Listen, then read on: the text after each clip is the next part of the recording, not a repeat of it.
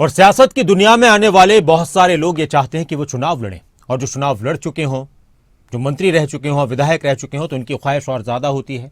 और जब उनकी टिकट कट जाती है तो शायद कई बार लोग दूसरी पार्टियों का रुख कर लेते हैं। कई बार अपनी पार्टियों में रहते हुए उम्मीदों के सिलसिले को आगे बढ़ाते हैं कि चलिए इस बार नहीं तो आगे मौका मिलेगा। अब इस तरह का सिलसिला शुरू हो चुका है।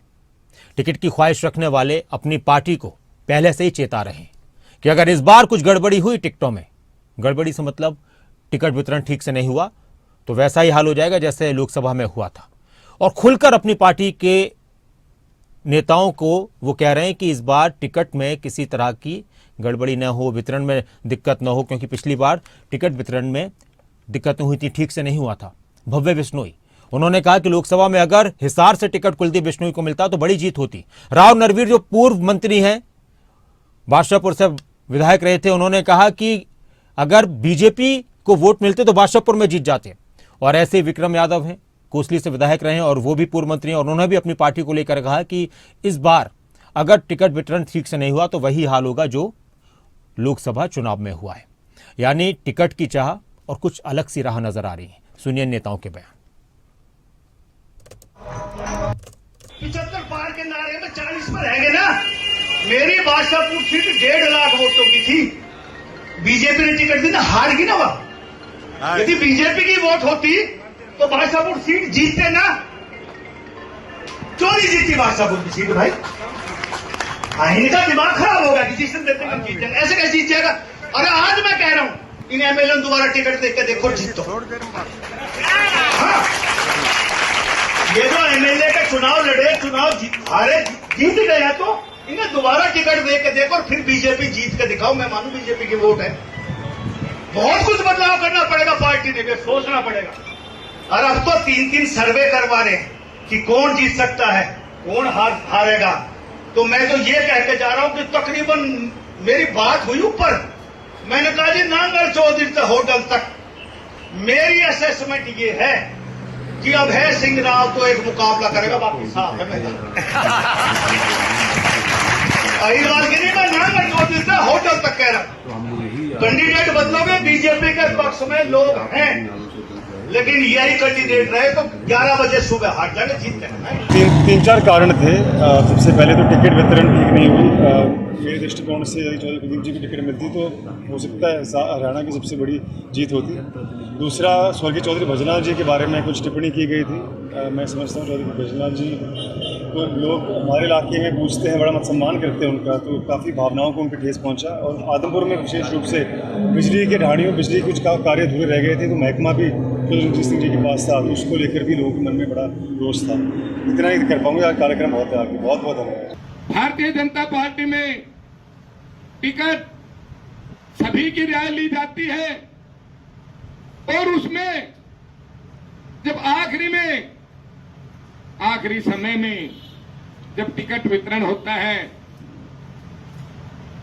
जो राजनीतिक बड़ी पहुंच वाले जो राजनीतिक क्षेत्र में होते हैं, वो अपने मनसूबे के अनुसार टिकटों की अदला बदली करवा देते हैं। मुझे इसमें कहने में कोई संकोच नहीं है कि जिस प्रकार से पिछली दफा टिकटों का वितरण हुआ, उस प्रकार से अगर अब भी अनदेखी में अगर कोई हुई तो जो लोकसभा का हालात है, उसा ही हालात विधानसभा में देखने को मिल सकता है। को लेकर एक बार फिर से आने वाले वक्त में घमासान देखने को मिल सकता है।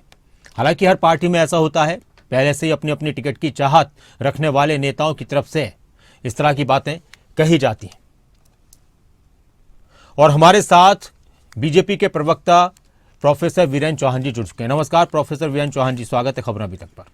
जी नमस्कार, आपको भी, आपके दर्शकों को भी। चौहान साहब, शायद आपने बयान सुने हो, मैं आपको बता देता हूं कि राव नरवीर कह रहे हैं कि टिकट वितरण सही नहीं हुआ था पिछली बार, तो इस तरह की हार हुई थी कि 75 का नारा दे रहे थे, 40 पर रह गए।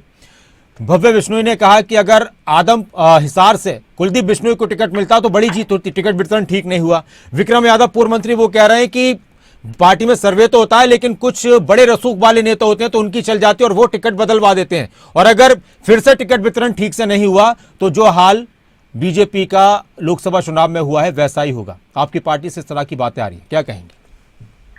देखिए, पार्टी जब टिकटों का वितरण करती है तो केवल एक सर्वे आधार नहीं होता, 2 सर्वे आधार नहीं होते, मल्टीपल एजेंसियां सर्वे उनके माध्यम से कराए जाते हैं, पार्टी का आंतरिक विश्लेषण होता है, कार्यकर्ताओं की फीडबैक होती है, रायशुमारी होती है, अनेक माध्यमों से कार्यकर्ताओं और जनता की राय लेकर के और पार्टी संगठन टिकट मांगने वाले कार्यकर्ताओं नेताओं के पृष्ठभूमि उनके कर्तृत्व को देखते हुए एक निर्णय लेता है। हर विधानसभा क्षेत्र में, हर लोकसभा क्षेत्र में एक से ज्यादा कद्दावर बड़े टिकट के दावेदार नेता होते ही हैं।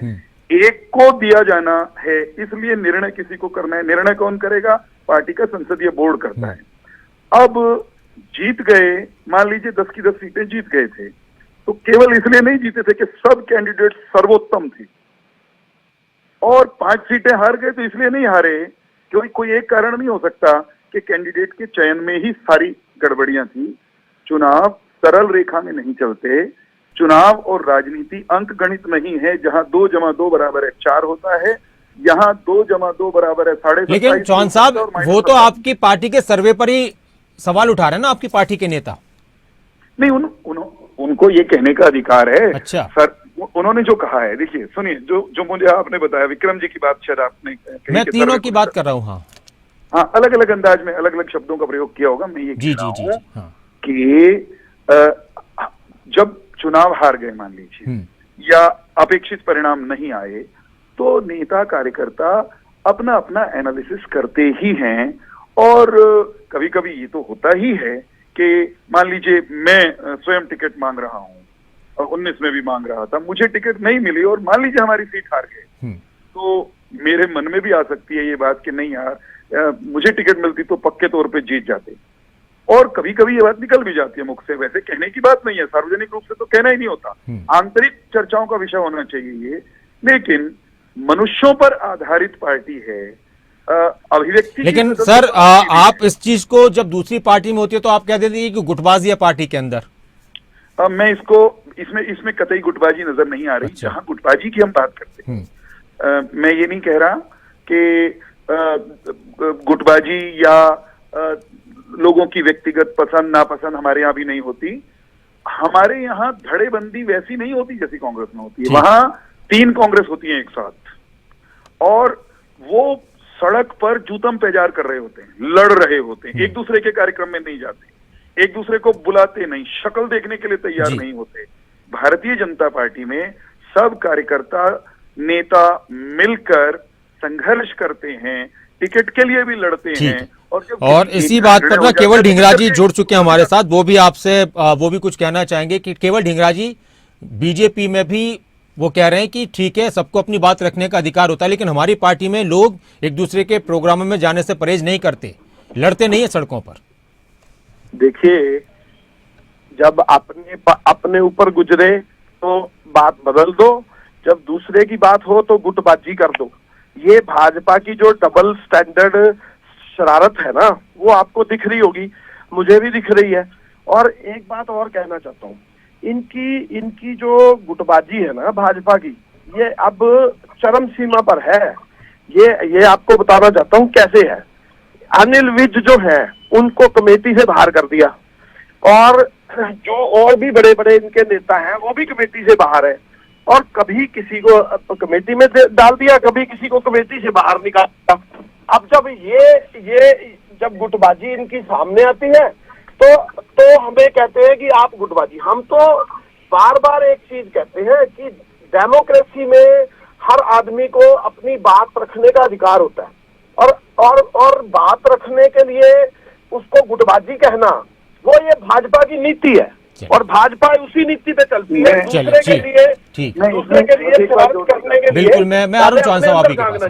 ठीक है जी, बीरेन जी। हाँ, मैं सिर्फ इतना कह रहा हूं, हर दल में एक दूसरे से थोड़ी भिन्न पृथक राय रखने वाले लोग होते हैं, सबका विश्लेषण एक जैसा नहीं होता। आपके साथ आपकी टीम में 4 एंकर काम करते हैं, सबका अपना अपना अंदाज है। बिल्कुल। लेकिन आपके चैनल के एंकर एक दूसरे के क्रॉस पर्पज काम करें, एक दूसरे के विरुद्ध काम करना शुरू कर दें, अलग अलग लाइन में चलना शुरू कर दें, तो चैनल नहीं चल पाएगा, आपकी टीम बिखर जाएगी। भारतीय जनता पार्टी में भगवान की कृपा से ऐसी स्थिति नहीं है। हमारे यहाँ अनुशासन है, ठीक। सिद्धांत है, निष्ठावान लोग हैं। कांग्रेस पार्टी में क्या होता है, क्या मुझे केवल धिंगड़ा जी को बताना पड़ेगा? बापू बेटा की पार्टी है, ये मैं नहीं कहता, कांग्रेस के नेता कहते हैं। बापू बेटा एंड कंपनी नहीं चलेगी, ये कांग्रेस का कोई साधारण कार्यकर्ता नहीं कहता, सांसद कहती हैं, पूर्व प्रदेश अध्यक्ष कहती हैं। वो उसको नेता नहीं मानते, वो उनको नेता नहीं मानती, वो उसकी बुलाई बैठक में नहीं जाते, वो उसकी बुलाई मीटिंग में नहीं जाते। भाई साहब धिंगड़ा जी, भारतीय जनता पार्टी में ऐसा नहीं होता है, इसलिए हम कहते हैं हमारे यहाँ धड़ेबंदी ठीक नहीं है। चलिए ढींगरा जी जल्दी से इस पर ऐसा जवाब। ही होता है, ये झूठ बोल रहे हैं, ऐसा ही होता है। कोई धिंगड़ा जी मीटिंग करता पार्टी है और मेरी बाकी है, के लोग पता नहीं होते आपको है, उसके अंदर। कहाँ से आते हैं झूठ ऐसे मत लोग? बोलिए। और अरे सुनिए, आप उलझुल बातें नहीं भारतीय करनी। जनता पार्टी मुद्दे के की बारे बात में पे आओ, बहुत कम जानते हैं। मुद्दे पे आओ, उलझुल बातें मैं मुद्दे नहीं। पे आया मुद्दे हूँ। आप मुद्दे पे ये आओ। बताइए कि भारतीय जनता आपकी पार्टी के अंदर जो लोग बोल रहे हैं, सुनिए, आपकी पार्टी के अंदर जो लोग बोल रहे हैं वो गुटबाजी है फिर तो। भाई साहब आप भी लेकिन ढींगरा जी गुटबाजी जैसे एक नेता के पीछे बहुत सारे लोग चल रहे हैं, दो अलग अलग टीमें बनकर काम कर रहे हैं, वो तो गुटबाजी में माना जाता है। अगर किसी नेता ने अपनी टिकट ना मिलने पर अपनी दुख का इजहार कर दिया कि भाई अब की बार नहीं मिला तो फिर ये और भी गलत होगा, तो उस पर उसको गुटबाजी माना जाएगा क्या? नहीं, ये आपको यही तो बात कह रहा हूं मैं। अगर हमारे पार्टी के अंदर कोई भी हिल रहा है, कोई बंदा अपनी डेमोक्रेसी में बात करना चाह रहा है, तो भाजपा को वो गुटबाजी दिखती है। चलिए। और जब नासिर इनकी भाई को भी पार्टी में दिखती हो रहा है, हो, किसी को भी दिखती है। इनकी पार्टी में वही चीज हो रही हो तो इनको बहुत अच्छा लग रहा होता, फिर तब ये उसकी ढींगरा जी, सफाइयां पेश ढींगरा जी, करते हैं। चलिए। ये अब मेरे को ये बताएं, यही ढींगरा इनकी जी। भाषा में जुतियों में दाल बंट रही है या नहीं बंट रही? चलिए अब बात जल्दी से आखिरी प्रतिक्रिया ढींगरा जी, इन्हीं की ढींगरा बात जी, पूछ रहा हूँ। ढींगरा जी, ये चौहान साहब का व्यक्तव्य रहता है, जुतियों में दाल बंट चलिए रही है। चौहान साहब जी जुतियों में दाल बंट आपकी रही कोई है, बात उन्होंने कोट करते हुए आपसे पूछ रहे हैं वहाँ।